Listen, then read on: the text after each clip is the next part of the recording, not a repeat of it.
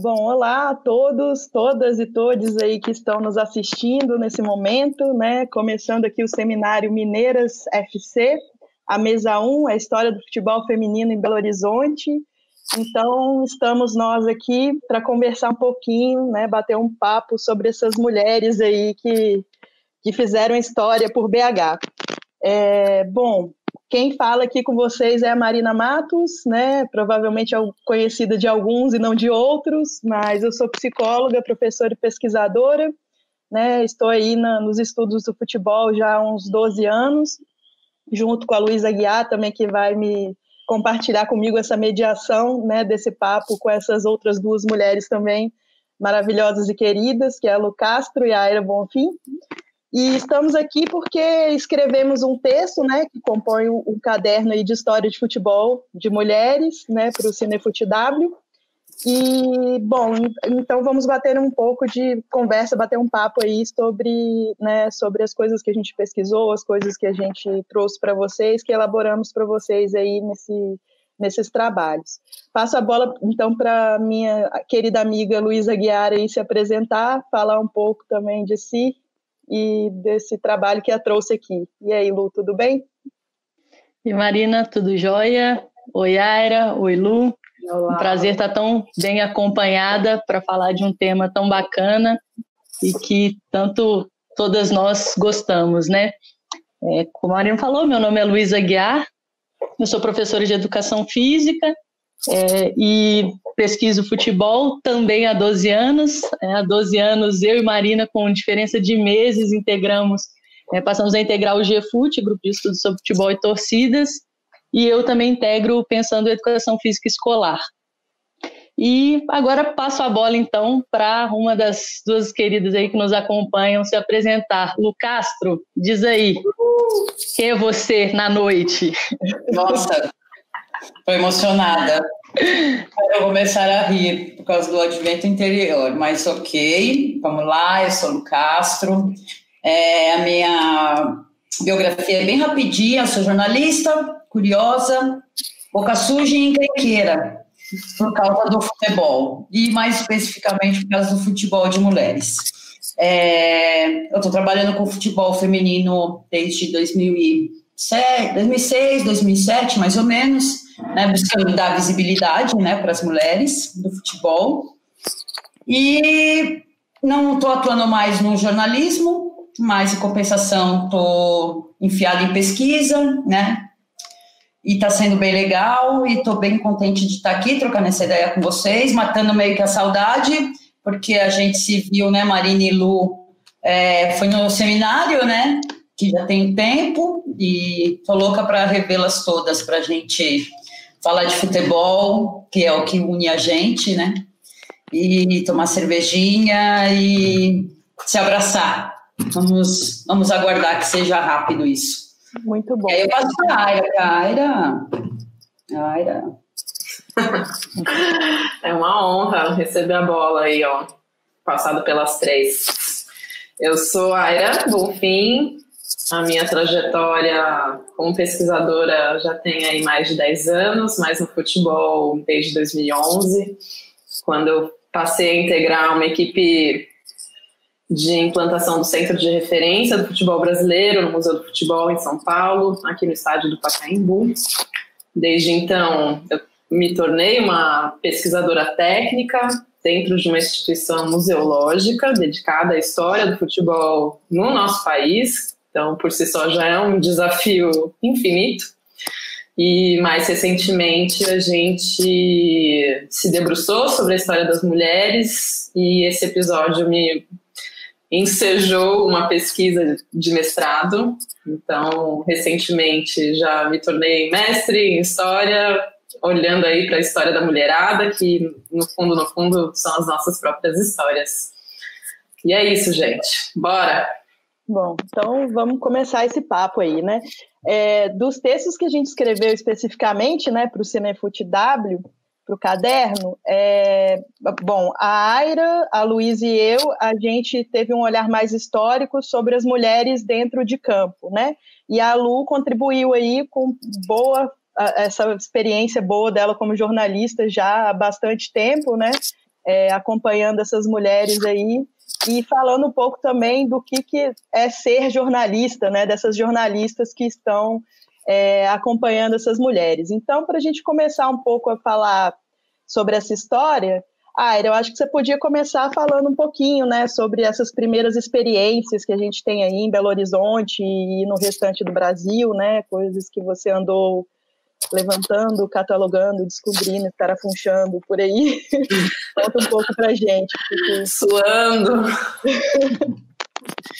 Bom, a gente gostaria muito de poder dizer que a gente pode contar a história das mulheres que jogaram bola em Belo Horizonte, né? Mas acredito que essa seja uma grande pergunta que a gente devolve para o público, devolve para as pessoas. E atrás dessa pergunta, talvez a gente consiga debater e revelar o quanto essas histórias não foram registradas, não foram contadas ou não viraram notícias, né? O que dificulta muito o nosso trabalho de tentar organizar uma historiografia, de tentar entender essa modalidade, se ela começa, não começa, ou se são episódios, né, soltos. Quem são essas mulheres que estão jogando bola? Afinal, existem atores diferentes no universo do futebol, né? Então, a cada vez, a cada ano, a cada experiência que a gente tem se aproximado de olhar para o futebol de mulheres, a gente tem se desafiado com perguntas que, diferente do universo masculino, são extremamente complexas de se responder, né? E sobre as belo-horizontinas é uma dessas. Então, o meu texto, de alguma forma, ele tenta entender essa cena do futebol chegando numa cidade recém-organizada, com famílias que estão vivendo aquela experiência urbana pela primeira vez, e de alguma forma o futebol é uma grande desculpa para a mulherada sair de casa, para a mulherada ter uma atividade ao ar livre do lado de fora, com outras famílias dos seus estratos sociais. A gente está falando de elites, né, de famílias de um extrato social, de uma classe média alta, né, que de alguma forma tem no evento esportivo, nesses encontros, né, uma possibilidade de sociabilidade, de flerte, né, de experiências atléticas. Então, a gente ainda não consegue, de fato, ter um registro, né, qual é a primeira mulher que jogou bola, qual é a primeira equipe que se formou. Então, nesse momento, eu consigo já identificar algumas cenas mais no Rio de Janeiro, porque, de alguma forma, virou notícia, pelo ineditismo, principalmente, pela diferença. E, ao mesmo tempo, a gente tem um esforço de entender que essa é uma cena muito sedutora para as mulheres, né? Então, de algum modo, existe uma naturalização de que a gente sentou na arquibancada e ficou feliz ali, né? Mas, aos poucos, a gente tem mobilizado novos acervos, lugares para a gente procurar essas notícias, essas evidências, para contar, de fato, quem foram essas mineiras, né, que, de fato, conseguiram entrar em campo. No texto a gente vai revelar um episódio, né, que ainda tem informações muito superficiais sobre o Mineiras FC, de 1940, né. É legal lembrar as pessoas que também a inserção das mulheres no jogo de futebol é muito diferente dos homens, então não existe uma liga recebendo essas mulheres e convidando elas para o jogo, não existe um clube sendo formado entre meninas, não existe receptividade nenhuma, né? Até hoje o convite talvez ainda não tenha aparecido, mas nesse momento, em 1940, o que acontece? Existem muitas notícias das cariocas, né, jogando bola. Então, a gente entende que o Rio de Janeiro, que é a capital federal do nosso país, muitas coisas que aconteciam nessa capital acabavam virando moda em outras cidades brasileiras, e com Belo Horizonte não seria diferente. Então, o que se veste, como se fala, como se porta, o cigarro, as drogas, o flerte, o sexo, tudo isso permeia também essa experiência social das mulheres. Então, notícias de mulheres suburbanas que estão jogando já em 39 e 40, lá no Rio de Janeiro, vão chegar a Belo Horizonte. Inclusive, essas mulheres vão jogar em Belo Horizonte, né? Essas equipes, a ponto dessa moda pegar em BH. Então, o meu texto revela um pouco todo esse ambiente, desde 1910, 20, 30, até chegar nesse episódio que talvez hoje a gente entenda como um dos primeiros. É muito difícil falar o que é primeiro, né? E aí revela, então, uma sequência de episódios que, se de fato o futebol virou moda no país todo, não tinha por que a mulherada também se debruçar sobre isso. E é interessante que, assim, ao mesmo tempo que a gente sabe que a gente não conseguir identificar uma primeira experiência é fruto de toda essa invisibilização, né, que foi feita dessa história, né, ao mesmo tempo que tem esse lado, tem um outro lado também que é interessante, que a gente vai em busca de várias experiências, né, porque quando a gente fala de futebol é óbvio que ficam, né, assim, se consagram aqueles mitos fundadores, né, aquelas pessoas que supostamente foram as primeiras, porque a gente também não sabe de outras que estavam ali e que não alcançaram uma certa visibilidade, que não apareceram nos jornais, né. E aí é interessante que isso abre um campo também para ir atrás, né, pena que com tão pouco material levantado até o momento, mas é óbvio que é mais difícil, né, do que fazer uma história genérica do futebol, digamos assim, mas que é tida como futebol de homens, né, na verdade, assim, se pega o futebol de homens e coloca-se como um futebol genérico, mas na verdade também é um futebol específico, né, de homens de uma certa elite econômica, social, que estavam ali praticando, né? E com as mulheres, bom, agora, mais recentemente, com um movimento grande de pesquisas também, né, assim, das jornalistas que sempre estiveram acompanhando, a gente consegue aumentar um pouco esse volume, né, de conhecimento sobre o que é essa história, né? A Lu Aguiar, você quer falar mais alguma coisa sobre essa questão da história, Lu? Acho que talvez só reforçar um pouco o que você colocou, que talvez com um olhar diferenciado, com outros métodos e buscando outros acervos, outras fontes, talvez a gente consiga ter mais conhecimento realmente sobre esse futebol das Belo Horizontinas, né? Talvez o desafio está posto para os historiadores e historiadoras de pensar outros modos de pesquisar para, quem sabe, achar outras descobertas. Sem sombra de dúvidas, é um desafio maior do que entender o cenário da capital, que já é bastante desafiador, sem sombra de dúvidas, mas talvez a gente ainda possa, com o passar do tempo e novos investimentos, olhando para esses outros lugares em que houve algum tipo de experiência de futebol, descobrir outros episódios, outros grupos, outras personagens, né? Uhum. E Lu Castro, o que você pode contar um pouquinho para a gente de como as jornalistas e os jornalistas, né, homens também, entram nesse futebol de mulheres, nessa pesquisa, né, dessa história e desses acontecimentos? Bem, é responsabilidade total, né? Fazendo as pesquisas, a gente vê que, assim, a maior fonte de resultado de pesquisa para a gente são os jornais, né? Então, a imprensa, ela tem um papel fundamental do registro.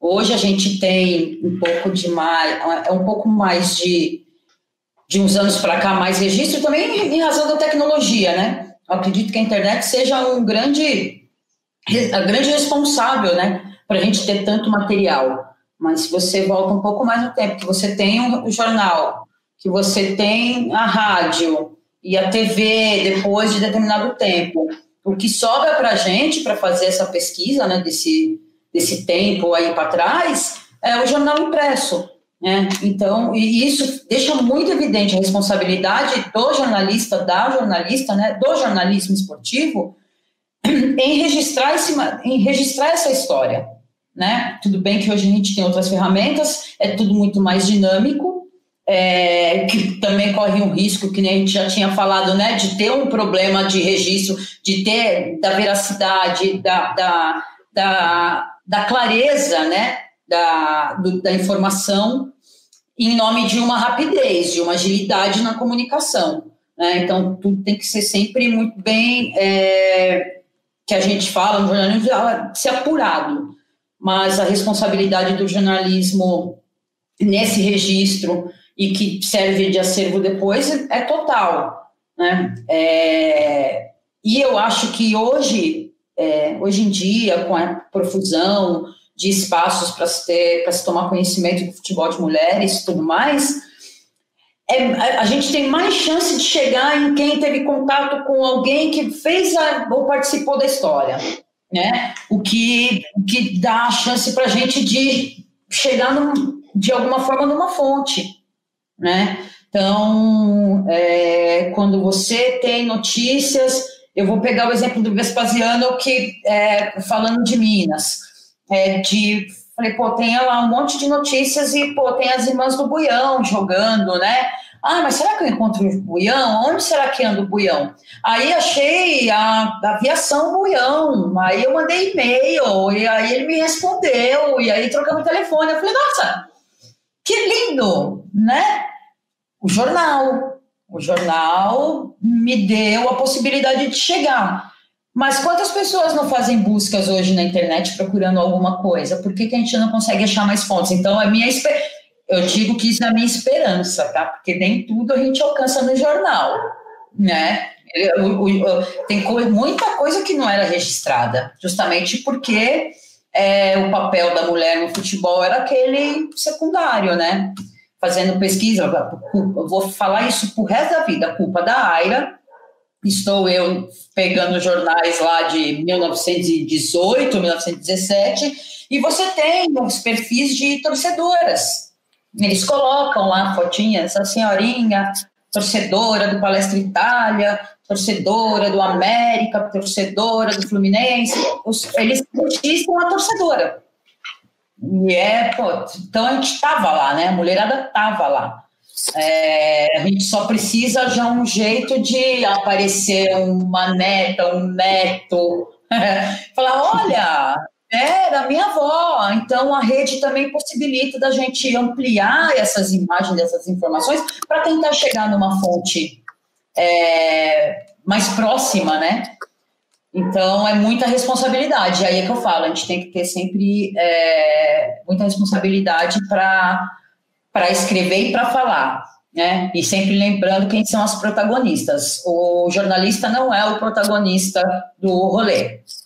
O protagonista é a atleta, né? É a gente que está diretamente ligada à modalidade. É para essa gente que a gente tem que dar a visibilidade e a possibilidade de conseguir mais informação. Sim.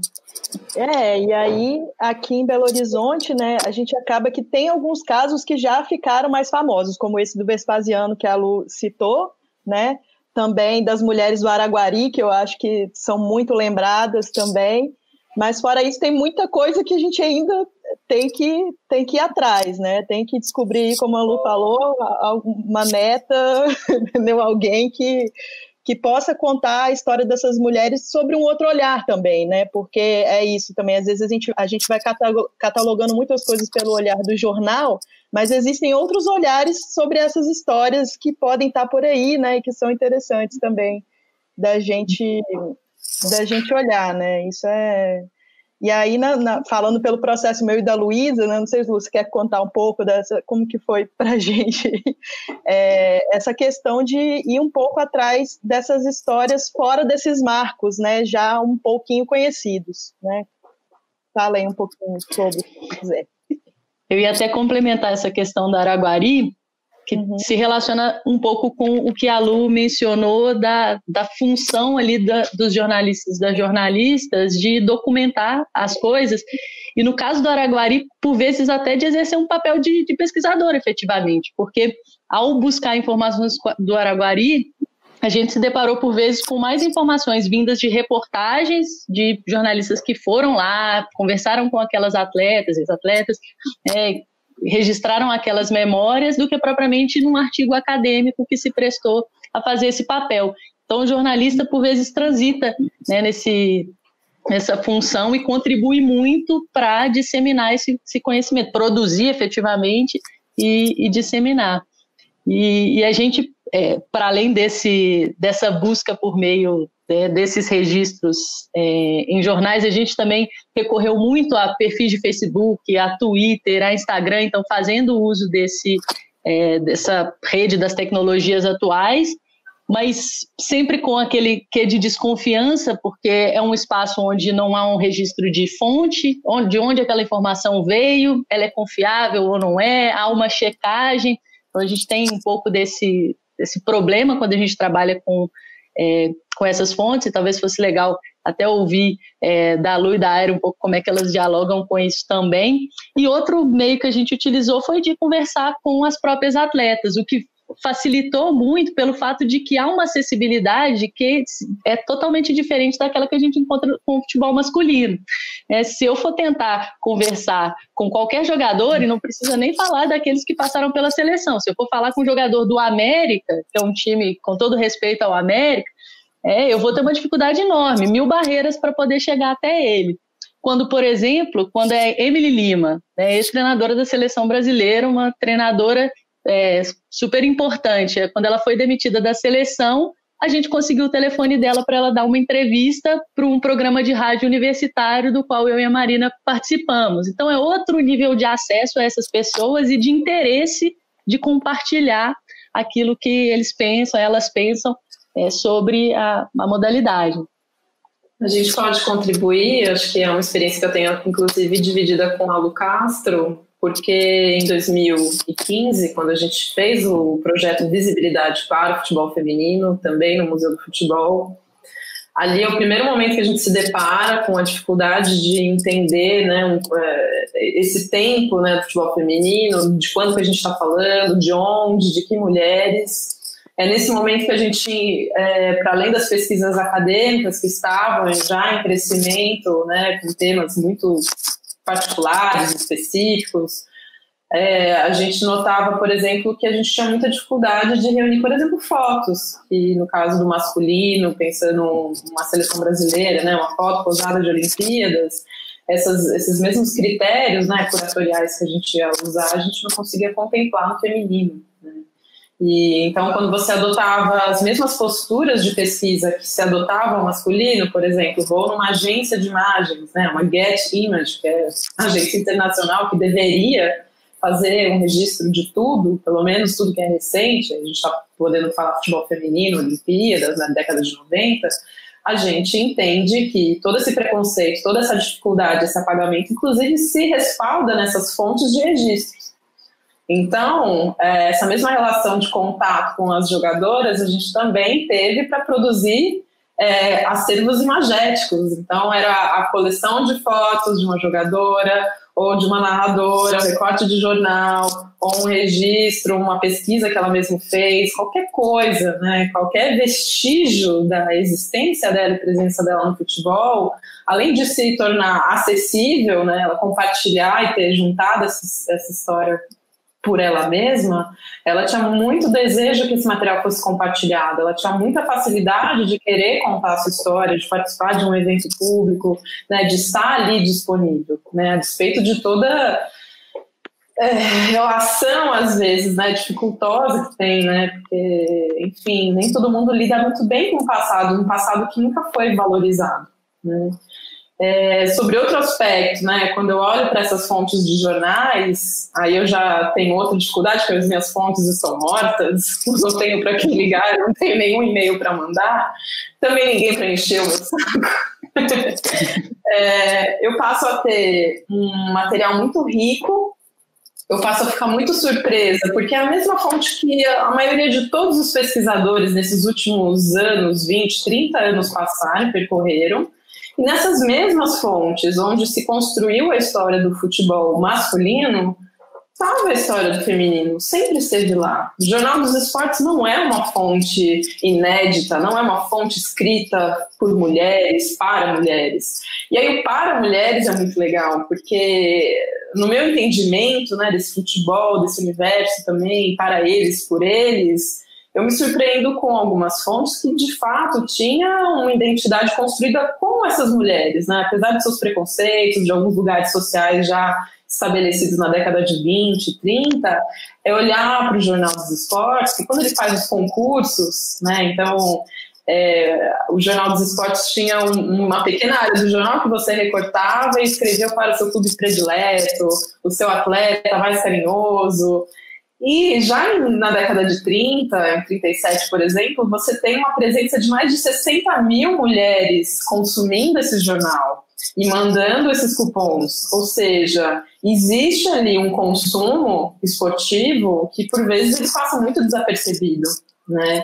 Pensar que o Jornal dos Esportes do Mário Filho é ele que vai promover o futebol feminino, porque de alguma forma as novidades, né, assim como a gente quer novidades esportivas hoje, isso já estava acontecendo na década de 30, então é ele que vai promover, é ele que vai divulgar, é ele que vai organizar o festival, é ele que vai colocar foto, entrevistas com essas jogadoras já nessa época. Ou se a gente olha 10 anos antes, né, dentro dos circos, mas circo não é esporte. Não, é esporte, mas o futebol feminino estava tão interessante que estava vendendo pra caramba ingresso. Ingresso na sexta, no sábado, no domingo, até na segunda-feira para ver a final das mulheres jogando, né? Então, a ideia de que não é atrativo, que não é vendável, que esse consumo, não mulher, consumo futebol, nunca estiveram juntos, esse exercício de olhar para trás, apesar dessas fontes serem feitas e produzidas por homens, elas são extremamente reveladoras, né? E como que hoje, em 2020, a gente ainda, né, acha que está tudo bem, a mulher só está na arquibancada, acha que está tudo bem, elas não terem inscrito. Mulheres escreveram sobre futebol, mulheres criaram crônicas, as primeiras crônicas sobre futebol, e a gente pouco debate e fala sobre isso, né, e naturaliza essa ideia anos e anos e anos de um distanciamento. Então, a pesquisa, acho que é esse lugar, né, de colocar uma dúvida, sempre, duvide sempre, né, quando falaram pra gente, 1921 é o primeiro jogo feminino, será que é o primeiro? Será que é um lugar só que vai ter uma mulher com vontade de jogar, já que o mundo inteiro do Brasil só falava disso? Não. Lucas. E é curioso, eu lembrei da história da Ivone, porque eu tô escrevendo o livro junto com o Darcio Rica. Eu fui buscar alguma coisa nos jornais, óbvio, década de 50. E aí eu achei uma mulher defendendo de modo ferrenho o futebol das mulheres, exatamente na época das meninas de Araguari, porque tinha uma charal dando chilique em jornal, assim, tipo, muito chilique. Aí você lê assim, você fala, nossa, né? Pra que essa violência, né? Por que você tá tão irritado? Mas eles ficavam muito irritados com as mulheres de Araguari, e até porque, por causa das mulheres de Araguari, estava rolando jogo na Paraíba, estava rolando jogo em Maceió, estava rolando jogo em Salvador, estava rolando jogo em um monte de lugar, e eles estavam muito bravos, e aí entra essa mulher, a Ivone dos Santos, fazendo a defesa do futebol feminino no Diário da Noite. E, assim, entrevistando muita gente, assim, figura pública. Tem uma entrevista dela com o Mário Trigo, e isso foi logo na sequência da Copa de 58. Ela falou, não, quero ouvir a opinião do Mário Trigo. Então, você tem né, essa coisa da presença da mulher, já vinha. E a Ivone, ela não estava ocupando o jornal à toa, né? Ela vem de uma vida esportiva, ela vem do atletismo, e aí começo dos anos 50 ela já tem uma coluna para esporte amador, para basquete feminino no Diário da Noite, e dali ela começa a escrever sobre um monte de coisa, e até chegar na defesa do futebol feminino. Então, assim, para você ver que a mulher no meio, no jornalismo, né, no meio impresso, que era era o meio de informação, era fundamental. A gente precisava de uma mulher fazendo a defesa ali, né? Porque você tinha uma ou outra voz masculina defendendo, que geralmente era um colunista, ou a abordagem era sempre muito duvidosa, né, Aira? A gente já trocou, nossa, você já leu isso aqui? Nossa, você já leu isso daqui? Nossa, era uma abordagem muito duvidosa. Tem um sambista já na década de 40, até ele teve que dar opinião, falando que era inapropriado mulheres jogar bola. Gente, assim até eu, né? Sabe? Um monte de coisa assim que você começa a ver e você fala, poxa, mas peraí. Então, ocupar os espaços. Quando a gente fala da mulher ocupando espaço até no jornalismo esportivo, até não, né? Também no jornalismo esportivo, implica nessa disseminação da informação, né? Porque você está ali com mulher. Embora ainda haja muitas mulheres que considerem assim, o futebol feminino um pouco interessante, porque está acostumado a ver aquele futebol jogado por homens, que é a velocidade, é a força, né? E isso agora, né? Falando de, sei lá, de 2000 para cá, né? A velocidade é a força, é um jogo feio, me desculpe, eu não tenho paciência para assistir esse futebol e não consegue fazer a mínima associação do jogo, do futebol praticado por mulheres com um futebol mais cadenciado, um futebol mais bonito. Mais bonito. Haja vista a última Copa, que a gente teve uma mudança considerável de nível do futebol apresentado, né? Então, a gente chegar nisso, nossa, a gente já tinha mulheres no meio do jornalismo fazendo a defesa. Aí falando das fontes, como a gente tem contato com as fontes, essa acessibilidade, né? Essa coisa de falar, putz, é muito fácil você acessar a Roseli, tem um contato da Roseli, é muito fácil você acessar a Senira, que acho que está fazendo agora, né, uma live com a Maria da Liga, ou a Cebola, quem é Cebola, gente? Você tem obrigação de saber quem foi Cebola. Cebola estava na seleção de 88, eu estou falando aonde eu estou falando, eu estou levando essa mesma informação. Cebola, junto com a Roseli, foi eleita como atleta da seleção do Mundial do torneio experimental de 88. Jogava muita bola. Onde estão os arquivos da Cebola? Onde estão os acervos sobre a Cebola? Porque onde está a voz da Cebola nisso tudo? Está sendo gravado agora nessa pandemia, porque a despeito de tudo, essa pandemia serviu para fazer um rebuliço nos registros, porque essas mulheres são disponíveis. E hoje a Cici gravou, sei lá, umas 5 lives ao longo desses 3 meses, coisa que nunca entrevistaram ela direito.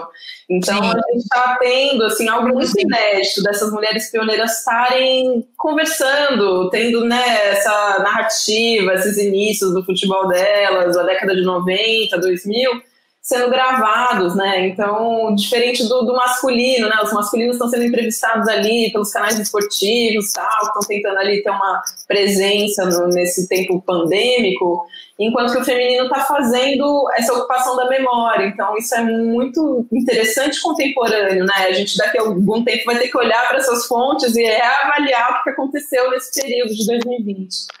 Registro, né? Isso está sendo registrado.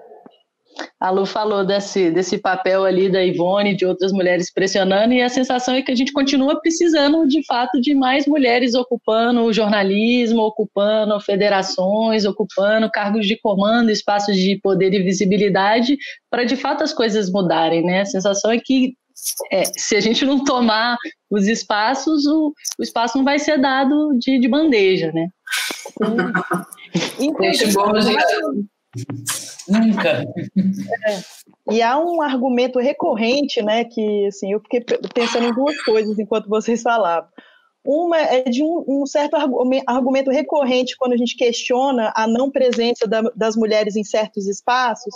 É um argumento assim, mas a gente tenta conversar com elas, mas elas são tímidas, elas não querem, né? E assim, será que os homens também não existem, os tímidos e que não querem, mas não existe uma insistência maior que faz, né, esse cara repensar? E será que você também, né, não chamando, não convocando mais as mulheres para ocupar esses espaços, que ela não vai repensar essa relação dela, né, com essa exposição, com essa timidez, que geralmente que não vai enfrentar isso, sabe? Eu acho que às vezes me soa um pouco assim, não quis, é tímida, ok, a gente nunca mais vai propor nada para ela porque ela é tímida e ela não quis uma vez, né? Então, eu acho que falta essa coisa mesmo da insistência que, né, vocês estavam comentando.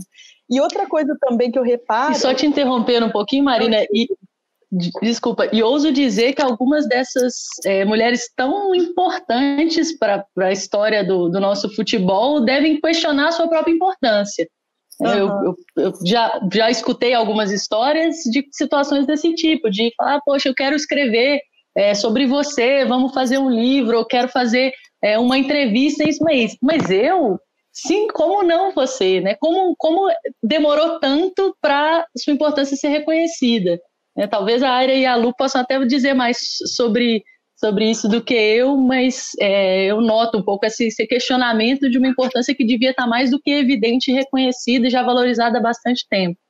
Bom, se reconhecer como sujeito, né, gente, já é difícil. Como sujeito histórico, ainda é uma consequência, né, desse processo. Então, é isso que eu penso, né? Você, em vários estratos sociais, você desumaniza pessoas, né? Em 2020, a gente ainda está debatendo porque LGBTs não podem estar existindo, jogando, vivendo a vida do jeito que eles têm que viver. E aí você pensa, né, a proibição do futebol feminino, esses processos de exclusão todo, né, são, não em palavras, mas homens dizendo que mulheres não devem ocupar aquele lugar. Ela não é humana o suficiente para estar naquele lugar. Um exemplo que eu uso, às vezes, para tentar, né, trazer exemplos realísticos de gênero, é pensar a Pia, né, que é a técnica atual da seleção, campeã mundial, né, ali, pura eficiência em pessoa, né, uma pessoa técnica, tirando o quesito dela ser mulher. Se a gente escolhesse a Pia como técnica da seleção masculina de futebol brasileira, o que acontece? O mundo cai. Não cai. E não cai porque vão medir quantas vezes ela foi campeã, porque ela já provou que ela é uma das melhores do mundo nesse lugar que ela ocupa, profissional. Ela simplesmente as pessoas não conseguem conceber a ideia da Pia como uma técnica ocupando um cargo masculino. Então, ali já, né, faz o terremoto, né, das questões de gênero na vida das pessoas em 2020. Sim. A gente marca assim, é a técnica, não é uma técnica de futebol, né? A gente tem bem o homem ocupar o cargo de técnico dentro de uma equipe de futebol de mulheres, ok, né? Padrão, mesmo não tendo uma trajetória anterior, né? Nenhuma vez mesmo sendo muito ruim, né? Muito ruim, não vou dizer, mas espera aí, eu acho que você não fez a tua trajetória, a tua caminhada, né? Acompanhando o futebol de mulheres. Então, por que você acha, por que ele passa no crivo para ser um técnico de seleção e não uma mulher ser uma técnica de futebol, assumir uma equipe masculina, né, ou a seleção? Não, porque a gente tem muito padrão, é aquele sarrafo lá em cima, como se as mulheres não fossem capazes de estar nessa altura. Qual que era mesmo que era para a gente falar mais? Fala o que você quiser, Lu. Não, é que indo na linha do que a Aira estava falando e me deu branco, perdão. Eu tinha mencionado a falta de reconhecimento das próprias atletas, talvez seja por aí. Sim, delas não se enxergarem, elas não se reconhecerem como parte importante, né, da história. E eu acho que é muito da gente fazendo aproximação com essas atletas, né, nesse contato, é a conversa que a gente fala, peraí, vem cá. Aí eu vou buscar muito como base, e eu acho que isso foi bastante significativo para mim, a exposição de 2018 para mim no Sesc 24 de Maio foi, assim, marcante, de verdade. Especialmente na questão de você olhar para 1950 e ter registro pra caramba da seleção de 58. Da masculina, né? Primeiro título e tal. Putz, tem um monte de registro que dá para você trabalhar em exposição, né? Aí você vai para 88, 30 anos depois, e você não tem o mesmo material. Pro feminino, do primeiro nem de longe. Nem de longe. Então, e aí você fala, pô, tá legal, vamos aproximar as atletas dessa exposição, porque foi o que a gente conseguiu fazer em 2016 com o futebol delas. Então, a Michael Jackson visitou, Juliana Cabral visitou, Rosana visitou, Daniela Alves visitou, A Aline Pellegrino visitou, a Elissandra Neném, de Rondônia, veio para São Paulo para ver a exposição, e você via, notava a felicidade dessas, da primeira, dessa geração de 80, extremamente felizes por se verem ali, sabe? Faltou muita visita, né? Mas ok, a gente teve presença de algumas atletas. Em 2018, a gente focou na Roseli. Então a Roseli foi gravar, participou de bate-papo, e a Roseli não é o ser mais desinibido para falar. Ela, depois, quando ela começa a se soltar, vixe, ela vai embora, aí vira uma resenha. Vira resenha mesmo, ela é uma figura. Mas, no primeiro momento, mas eu não sei falar muito bem, mas você tem história para contar, né? E a gente colocou muito a Roseli em evidência ali.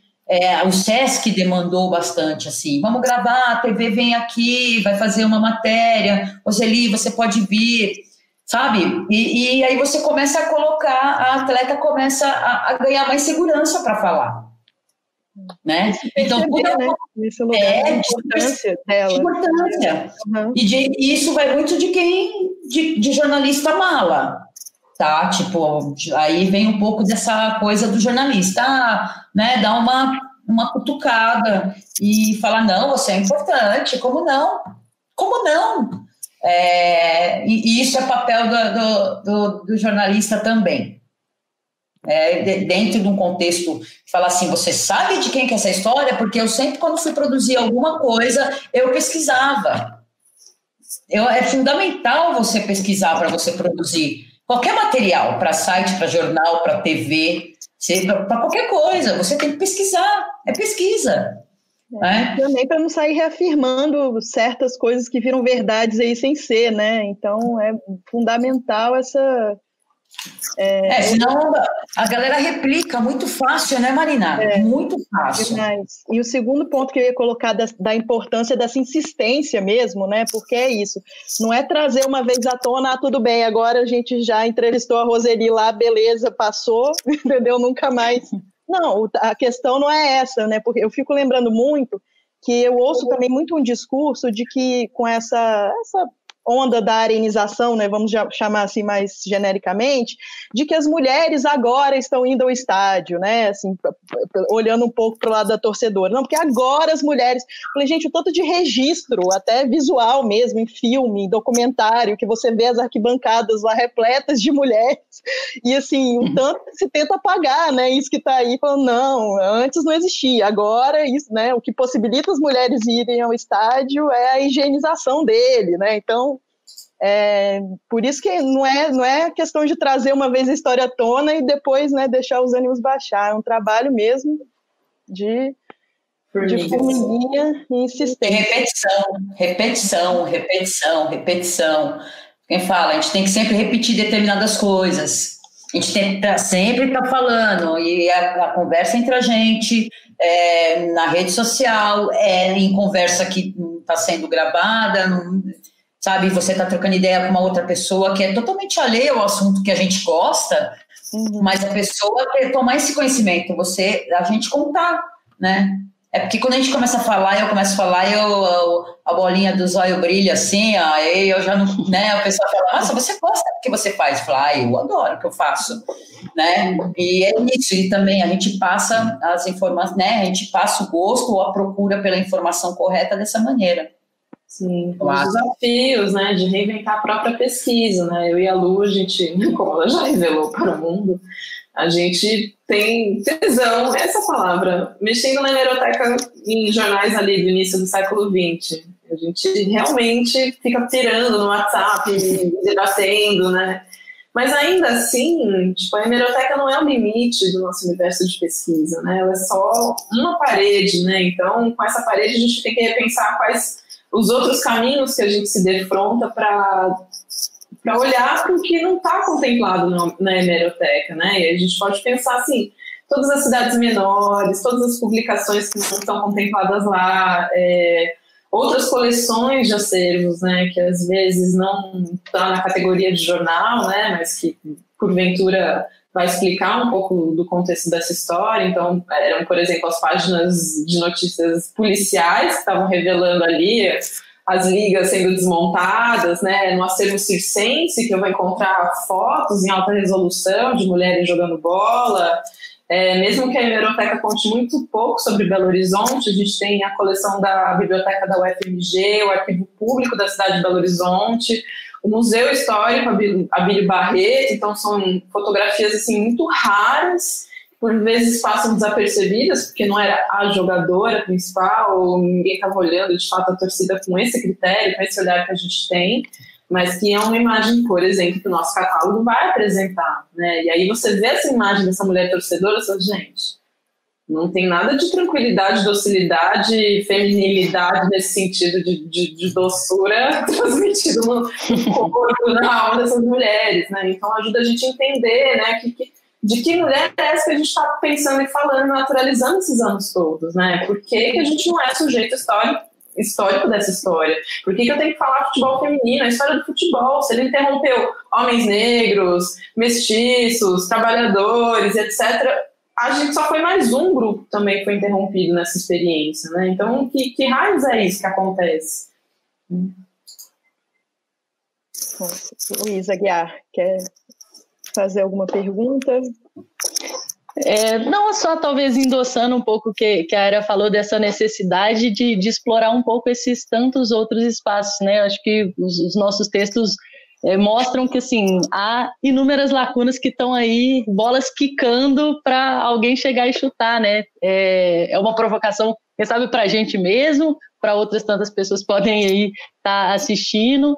Mas no processo de produção do nosso texto, a gente trocou muito essas reflexões de menções de pessoas envolvidas aqui no futebol, treinadores e atletas, mencionando acervos que elas mesmas guardavam, de inúmeras súmulas, de fotos que algumas mandaram por WhatsApp, e mesmo memórias, assim, áudios que a gente ouvia que eram assim, preciosidades de coisas ali passadas da década de 80 e 90 que não tem, numa busca de outras produções, de registros na internet, algo desse tipo, não há nada ali disponível.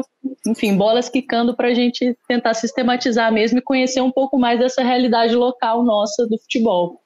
E mesmo os clubes, né, esses de estrutura mais profissionalizada, digamos assim, a gente vê que não tem um grande esforço no reconhecimento dessa memória e ir atrás, né, também. Assim, acho que uma das principais batalhas aí nesse sentido é isso, né, para o próprio clube que mantém os times, né, reconhecer que essa história precisa ser, porque ela importa, né? Essa história é importante. Sim, o próprio Atlético, que manteve equipes femininas em períodos intermitentes, poucas informações tem sobre essas equipes, né? Que tem, não que seja exatamente um modelo de registro de memória como um todo, porque não é, mas a carência de informações sobre as mulheres é de se surpreender bastante. Lucê? Eles não têm... eu tô aqui porque... eu achei uma foto de uma jogadora do Galo de 84, acho que era Cássia o nome dela. A minha tentativa furada de colocar coisas aqui para ilustrar o cenário, né, o background, para não ficar, né, para ficar uma coisa legal, falhou, mas aí depois eu vou mandar. Tem no time do Galo em 84 tem uma atleta que saiu em jornal, né? A gente vê que os clubes não têm espaço dedicado, um espaço decente dedicado. E se a gente falar ainda da CBF, né, Aira? Que, né, se a gente fala, a gente tem história do futebol feminino, cadê o memorial? No memorial. No memorial. Não tem nenhum lugar, né, Lu? Não tem Globo, nem na academia. A gente, né, as meninas que estão aí nessa trajetória aí de anos, a gente sabe também o que acontece. Ou sobre o tema futebol feminino, ou sobre o tema gênero, ou sobre a relação de pesquisadores com pesquisadoras, né? Isso...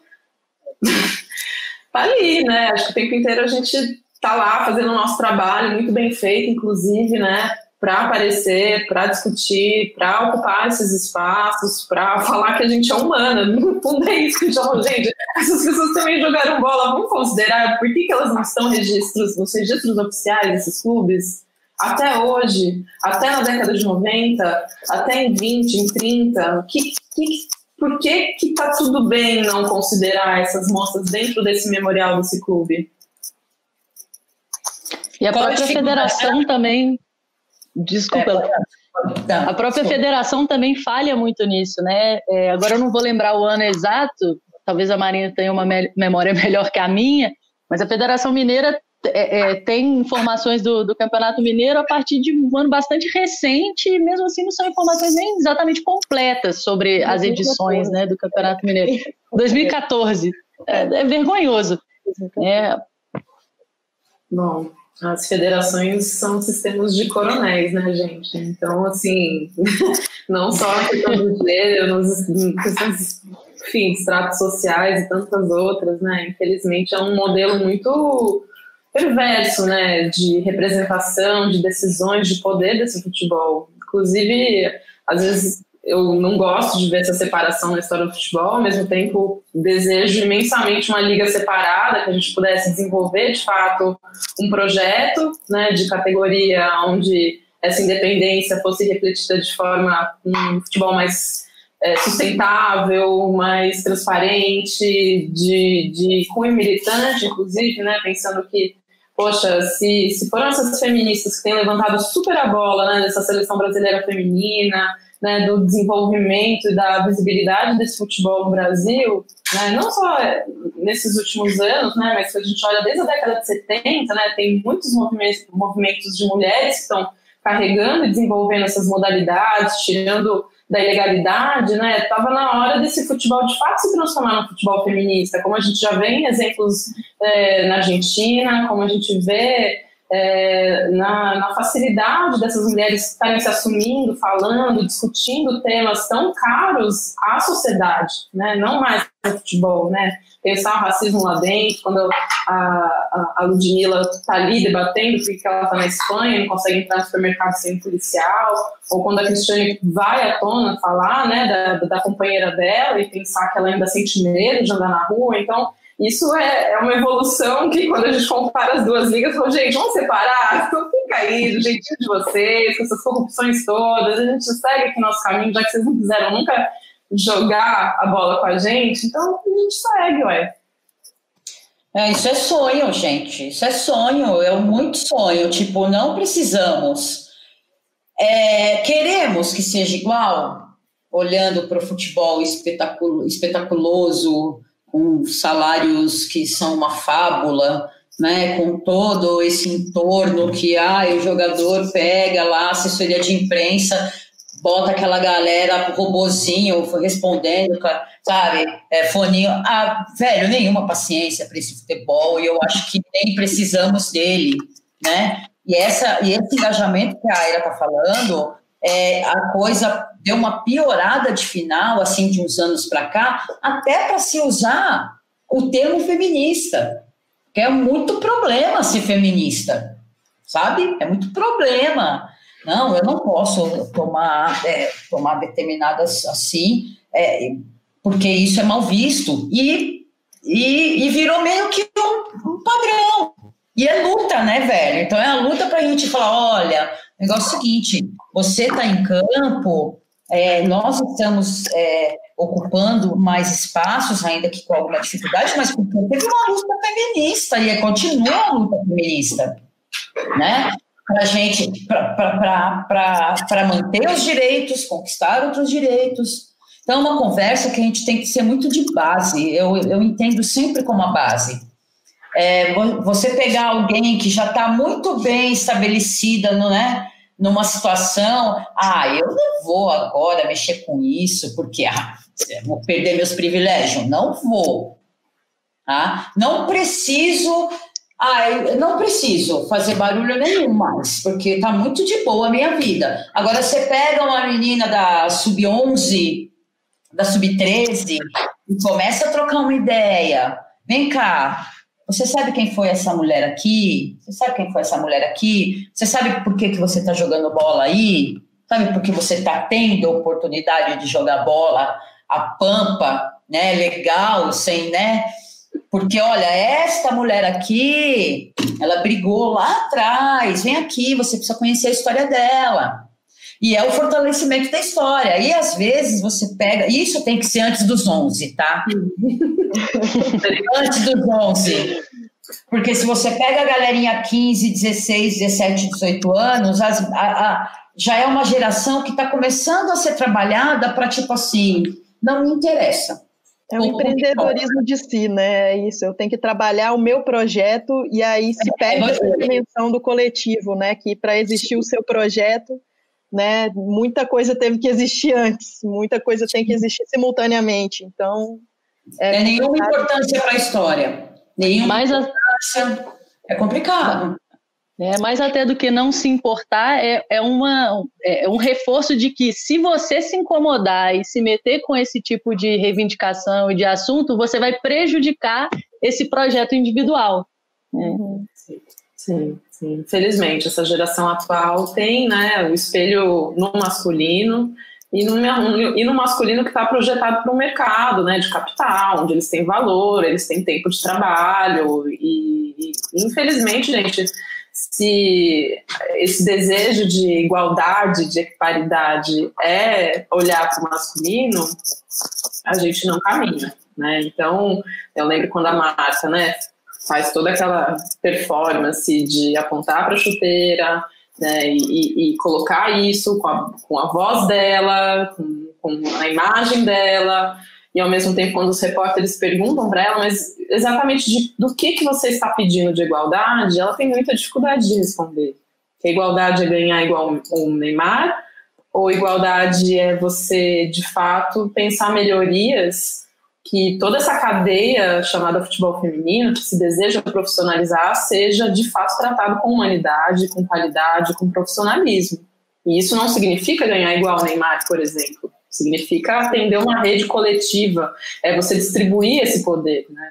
Então, a gente ainda tem muita dificuldade de traduzir esses esforços que a gente tem feito, e nós 4 aqui representamos esforços nesse sentido, e ao mesmo tempo essa dificuldade de diálogo com essa geração mais atual, né? Então, a geração que não tem o mesmo respaldo profissional que a geração atual tem, ela atende, né, historicamente, gente com mais facilidade, que é o que a gente falou, você tem o WhatsApp, pode gravar um depoimento, história oral, fazer uma entrevista, checagem, mas se eu quero falar com a Marta, eu tenho dificuldade de falar com a Marta, né, então, usando um exemplo muito claro, alguém que poderia levantar essa bandeira das histórias, desses debates, né, dentro do Brasil, assim, com uma força que às vezes a gente demora uns 5 anos para fazer um caminho para frente. Então, ainda falta muita coisa para acontecer, e eu acho que esse espelho ele tem que ser modificado, assim, porque esse espelho é muito falso. A hora que ele romper, talvez essa queda seja muito mais drástica para quem está, de fato, almejando isso, né? E é difícil porque, assim, muitos esforços na nossa educação de uma maneira mais ampla e geral, e recortando mesmo, ainda que seja só as mulheres, eles são muito voltados para essa questão individual, de um sucesso que se limita no seu corpo, né? E aí, quando a gente fala de atletas, isso tem um peso muito maior, né? E tudo bem, se reconhece uma dimensão coletiva, mas não como algo sólido, endógeno desse sistema, sabe? É como assim, eu preciso do outro, mas eu preciso do outro até o ponto em que ele me faz aparecer, em que ele me reforça, em que ele, né? E não pensando que, enfim, o meu sucesso depende do outro de uma maneira mais ampla que não somente essa questão mercadológica, né? Eu dependo que outras mulheres estejam, né? Enfim, fortes nesse futebol e pensando a força de uma maneira mais ampla que não essa força bruta física, não é disso, né, que a gente está falando. Mas essa dimensão é necessária mesmo, né? E aí eu concordo com a Lu Castro, que está na base essa esperança, porque né, depois que você, enfim, Não que eu não acredite que as pessoas mudem, muito pelo contrário, né? Se eu sou psicóloga, eu tenho que acreditar nisso constantemente, porque senão eu não tenho razão de existir, né, a minha profissão. Mas esse trabalho de base é muito importante mesmo, né, para as coisas andarem. Eu acho que a educação para o futebol, nesse sentido, assim, é muito para a conquista, para o sucesso, para levantar taça, para disputa, né? Não tem uma orientação para o futebol, para coisa de tudo que envolve o futebol e o tudo, né? Então, a gente faz tanta relação das coisas com o futebol, né? Que eu acho que deveria ser matéria obrigatória para a galera, assim, na base. Olha, o negócio é o seguinte, nós vamos estudar o futebol e as suas mais variadas relações. Ai, que coisa chata. Coisa péssima, horrorosa. Vamos lá olhar agora as formiguinhas que trabalham juntas. Básico, sabe? Assim, gente, o futebol, você tem que entender ele de uma maneira mais ampla, né? Pelo menos eu fico viajando nessas coisas, assim, de conhecimento. E aproveito, Lu, porque, por exemplo, o fato da Conmebol, né, ter essa obrigatoriedade das equipes femininas, lembrando que a lei não é só isso, né, tem desde dimensão do campo, entre uma listagem de condições para os clubes de fato estarem constituídos dentro dessas novas regras. Quantas vezes a gente ouviu desses jogadores, falando de Cristiane, falando desse nível de jogadoras, tô constrangida, não gostaria que fosse obrigado, né, mas vai ter que ser assim, né, sobre essa obrigatoriedade. E, ao mesmo tempo, se você tem mínima consciência histórica sobre o que acontece na sua modalidade, ou sobre em todo o tempo que os clubes não foram obrigados, nada aconteceu, pelo contrário, você está falando de uma política de cotas. É isso. Enquanto esse futebol não se desenvolver, lembrando que essa dimensão vem, inclusive, de fora do Brasil, porque ninguém é bonzinho dentro das federações, dos clubes, enquanto isso não se desenvolver, a gente vai manter, sim, essas condições. E, obviamente, como toda política de cotas, isso é temporário, que é minimamente tem condições que onde as jogadoras não ganham R$12 por dia, né, que a gente já ouviu, valores absurdos, ou estão pagando para estarem jogando dentro de um clube profissional, um clube de camisa, ou que esse clube está explorando a história de um outro clube que está aí anos investindo no futebol de mulheres. Então, desculpa, gente, não é para pedir desculpa. Parece que é constrangedor, né? É um constrangimento, olha, dá licença, a gente tá chegando e falta um pouco desse pé na mulher, eu tive 40 anos sem a desenvoltura de uma liga, de uma modalidade no país do futebol, e apesar disso eu jogo muito bem, sou uma das melhores do mundo, mas ainda assim não tem um campeonato nacional. Pessoal, orgulho, né? Falta um pouquinho, eu acho que de sangue nos olhos, sabe? Gente, Peregrino, vamos colocar a história do futebol feminino aí, ó. Coloca já no critério aí dos campeonatos de base, estimula aí outras federações para além de São Paulo. Não falta gente, isso está sendo muito legal, né? A gente consegue ver as pessoas falando sobre a proibição com muito mais popularidade, acho que essa é a palavra, que já saiu da academia. Né, a gente consegue ver essas mídias tradicionais e as independentes falando sobre a história do futebol, às vezes reafirmando esses fatos mais corriqueiros, mas pensar que há 10 anos atrás isso não era assim, né? Então tem assim, muita gente ajudando a gente, isso é muito legal, isso é muito especial, inclusive as jogadoras, né? E a gente tem um tempão para ficar cutucando para falar, olha, a gente precisa de mais história do futebol feminino em João Pessoa, né? A gente precisa de mais história do futebol feminino em Sergipe, no Piauí, Rio Grande do Norte. Sufragistas estavam lá jogando bola, gente, 1920. A gente não conta essa história. A primeira dama do Brasil, né, do João Café Filho, ela é uma das primeiras jogadoras do país. quando que a gente vai contar essas histórias direito, né? Vamos falar disso, olha que louco, isso é muito diferente, isso é muito maravilhoso. Por isso é legal, não deu certo a história. Nossa, a história deu muito certo, que a despeito de todas as dificuldades, a gente tem esse futebol, é um futebol premiado, um futebol referência fora do Brasil, é uma história que não é óbvia, né? A gente pensar os inícios do futebol na maioria dos clubes em diferentes estados do Brasil, no quesito masculino. Vem um cara que viajou para a Europa, aí ele traz as regras, traz a bola. O futebol feminino vai pro circo, joga misto, joga de outro jeito, tem uns bafafá muito malucos, tem proibição, vai pro subúrbio, vai entre as ricas. É maravilhoso, merece um meme. Assim, e abrindo espaço, né? Isso que é importante. Senão a gente não desistir, desobedecendo, né? Isso é muito legal. A desobediência, né? Esse status de você não aceitar os status. E eu noto essa reverberação, assim, as consequências positivas dessa militância de longa data nos meus alunos e alunas, né? Sou professora de escola, de educação física, e quando eu trabalhei futebol, né, nos últimos anos, eu noto que vários dos estudantes sabem que o futebol já foi proibido às mulheres, por exemplo. Coisa que, né, quando eu comecei a minha carreira docente, isso não acontecia em absoluto, né? 10 anos atrás, 15 anos atrás, isso não estava divulgado de uma forma mais ampla, né? E hoje, isso não só eles já sabem disso, como o número de meninas que se interessa por jogar é muito maior. Eu não tenho grande questão para que elas participem das aulas, né? Gostar, jogar muito bem, isso é outra história, isso perpassa meninos e meninas, diferentes modos, mas jogar não é difícil que elas se recusem, coisa que é um cenário de mudança. Sim, e digo mais, aproveitando, desculpa, Marina, só aproveitar esse ensejo da escola, lembrar que quando você abre um livro de história na escola, quantas referências de mulheres você tem, né, para contar uma história de alguém que fez um feito histórico no seu país ou fora do mundo?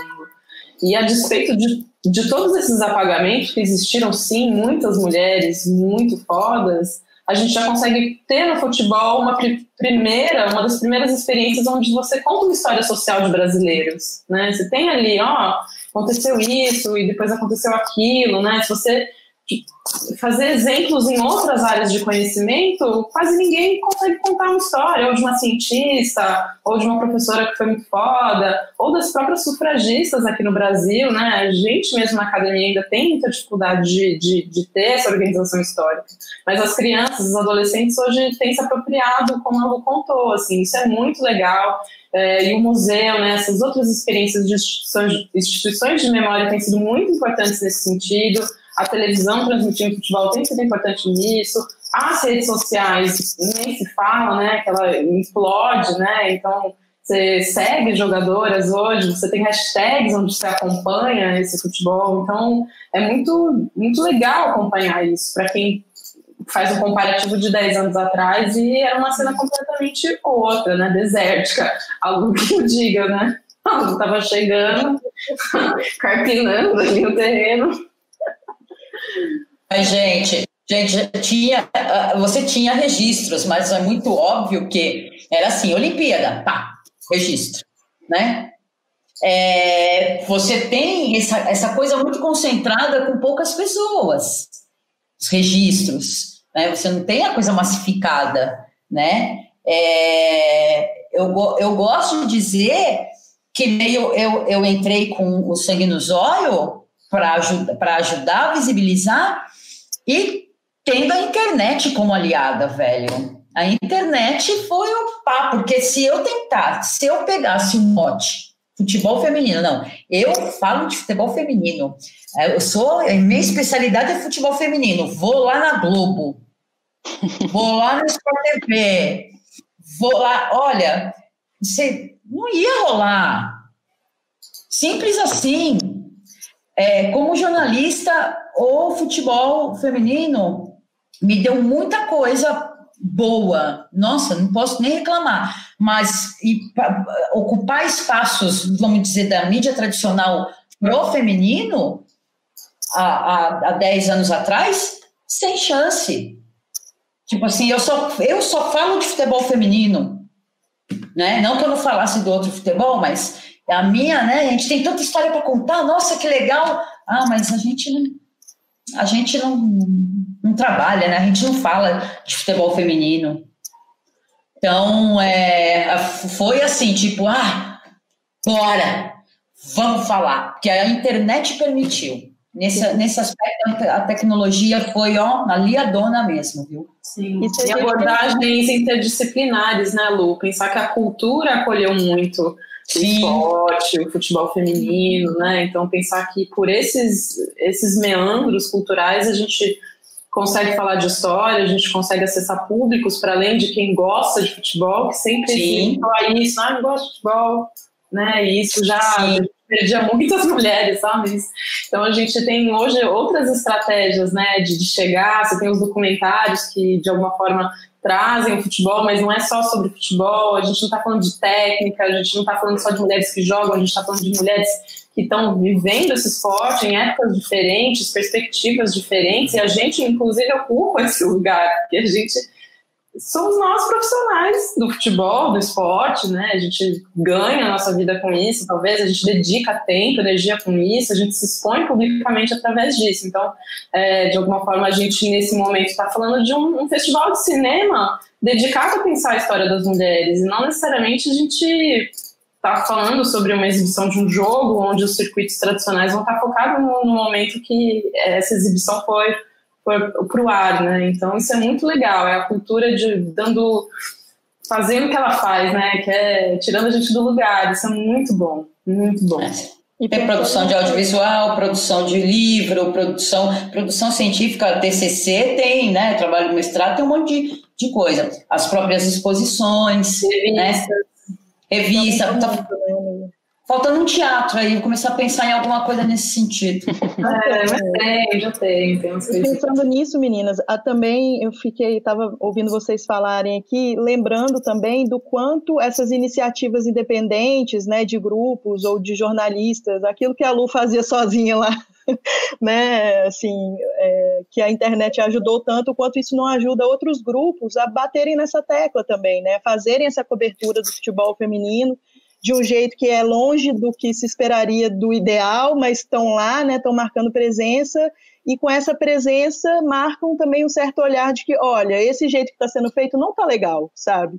Tem muita coisa que está sendo feita que não está legal. Como que isso, né? E esse papel é importante também do jornalismo nesse sentido, né? De uma certa cobrança. Assim, gente, não é dar bola para as meninas e deixá-las no canto lá. E a questão não é essa, sabe? A gente tem que sair um pouco também dessa mentalidade de que qualquer coisa que se fizer, óbvio que não é nossa aqui, né? Sei que vocês não compartilham dessa ideia, mas que qualquer coisa que for feita pelo futebol feminino já é muito, né? Às vezes parece que isso né? E não é, gente. Não, é terrível ouvir uma narração, né, de quem não está ali minimamente engajado com a seleção, ou com aquele clube, ou com aquele campeonato, é terrível. E seria inaceitável uma narração, por exemplo, feminina igual para um jogo masculino. E a gente ainda tem que aceitar um jogo que às vezes só fica falando Cristiane, formiga, Marta. Cristiane, formiga, Marta. Cristiane, formiga, Marta. E, gente, né? E fica parecendo que assim, a gente tem que estar eternamente agradecida pelo espaço cedido. Olha, vocês poderiam, né, deveria estar contente, porque nós estamos deixando... Oi, meu amigo, oi, não existe deixar. Desde sempre, e eu adoro falar a frase. E isso eu e a Mana Silvana, a gente sempre fala. Nunca foi concessão. Nunca foi. Então, deixar... Quem lá, os donos do futebol, achar que eles deixaram, nunca. Eu acho que isso até é uma batalha de termos, né? Sempre foi luta, nunca foi concessão, nunca concederam nada, sempre teve alguém ali falando, não podemos, vamos jogar. A mulherada não pode se organizar para jogar? Oi, vamos juntar as meninas, vamos jogar bola aqui. Que seja sobre qualquer... né? Não pode. Então vai ser beneficente. Não pode. Então vai ser vedete. Eu vou entrar com um shorts bem curtinho e vou lutar esse Maracanã. Que foi isso que eles fizeram. Mas não era uma liga, não era um jogo. e daí? E daí? Né? A dona Carlota foi presa em 1940, gente. Tipo, imagina publicamente você ser julgada como uma aliciadora de mulheres só porque você estava organizando times de futebol feminino, festival, aliciadora, prostituição, tipo, que isso, na década de 40. Muita coisa absurda, muita coisa absurda. Você ia pegar mal naquela época, né? Tudo isso para jogar bola, para ser uma dirigente esportiva. Enfim, a gente pode incluir isso de outras formas, né? Acho que isso tem sido muito legal, né? Acho que recentemente, quando você vê a história das narradoras, né? Não é um espaço que foi concedido, como a Lu disse, né? São as rádios web, são transmissões alternativas de internet que têm feito essas mulheres ganharem espaços, né? Poderem exercitar essa experiência de estar publicamente narrando um jogo de futebol, e dificilmente elas têm voltado para trás. Isso que é muito legal, né? Assim como as mídias todas que vão abrindo, Vibradoras, Planeta Futebol, não tem como impedir, né? Acho que essa liberdade das redes tem sido genial, e o retrocesso é um cala-boca. Eu acho que isso não vai acontecer. Bom, mulheres, estamos aqui já chegando nos nossos momentos finais desse bate-papo aqui, né? Esperamos que em breve juntas, em outros, em outros contextos, com outras pessoas, outros espaços, né, a gente possa continuar conversando, que essa é a ideia, né? Não é isso, não é uma visibilidade que ela aparece e vai sumir, não, a gente tem que manter ela lá em cima, né? E sei que todas as que estamos aqui, muitas pessoas que estão nos assistindo, têm esse interesse, essa vontade, essa paixão, esse tesão, como falou a Aira, né, de não deixar a bola cair, digamos assim. Então, vou passar para vocês fazerem as considerações finais de vocês, né? Para mim foi, assim, mais do que um prazer, assim, é incrível, e ainda mais um momento como esse de pandemia, que estamos todos, né, assim, reclusos, todas nós aqui, pelo menos, e poder ver pelo menos a carinha de vocês, trocar uma ideia, sempre muito, muito bom, muito satisfatório mesmo, sem puxar saquice nenhuma, é verdade. Bom, Aira, Lu, se você quiser falar, né, já que a gente tá puxando juntas esse... Eu quero agradecer, né, porque eu, assim, posso rever vocês, né, falar do que eu gosto de falar, né. Essa iniciativa do Cinefute Mulheres é maravilhosa. Eu estou muito contente de participar do contexto do catálogo, estar aqui trocando ideia. A gente tem tanta luta ainda. Eu acho que quando a gente se junta, mesmo que virtualmente, assim, a gente, né, dá aquele quentinho mesmo no coração e renova as forças, sabe, para a gente continuar buscando e replicando também, né? E incentivando e provocando para que as coisas, né? Para que os caminhos das mulheres no esporte, né? A gente fala de futebol, mas a gente não custa abordar o esporte, seja devidamente registrado, seja devidamente exaltado. A gente precisa contar essas histórias, e essa agora é a luta, né? Então, agradecer por poder participar. Vou pedir desculpa aqui para o meu plano de fundo bagunçado. Eu tentei fazer meu melhor. No próximo, quem sabe, eu consigo organizar. E é isso. E eu estou aí, precisando de alguma coisa, só chamar. Eu também sou pura gratidão pela experiência de, primeiro, dividir esse espaço com vocês todas, que também são referências para mim, na minha história, né? Para o Cinefute, né? Enfim, nada mais pertinente do que a gente está fazendo isso agora, que não se encerre nessa oportunidade, que a gente continue abrindo essa porta. E queria muito falar com quem está em Belo Horizonte, né? Pensar que esse foi só um pontapé inicial. E que acredito que nós quatro aqui, a gente não se sinta satisfeito com as histórias que a gente contou. Então, se você tem uma avó, pergunta para ela qual a relação dela com o futebol. De repente, a gente pode estar abrindo uma porta que está fechadinha até hoje, né? São as vós que jogaram.